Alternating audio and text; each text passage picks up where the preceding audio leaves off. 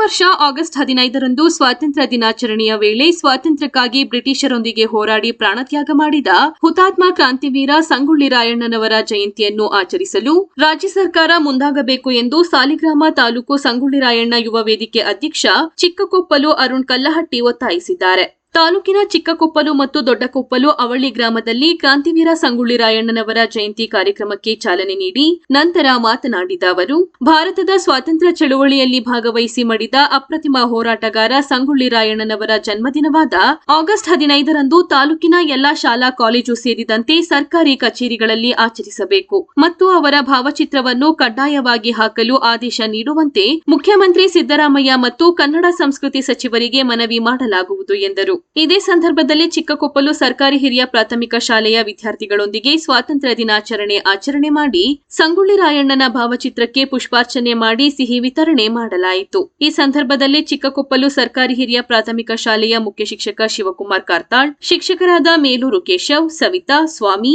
ದೀಪಾ, ಕೌಶಲ್ಯ, ಸಂಗೊಳ್ಳಿ ರಾಯಣ್ಣ ಯುವ ವೇದಿಕೆಯ ಕಲ್ಲಹಟ್ಟಿ ಗಿರೀಶ್, ಮನುಕೋಳಿ, ಕಾಡು ವಿಜಯ್ ಸೇರಿದಂತೆ ಮತ್ತಿತರರು ಭಾಗವಹಿಸಿದ್ದರು.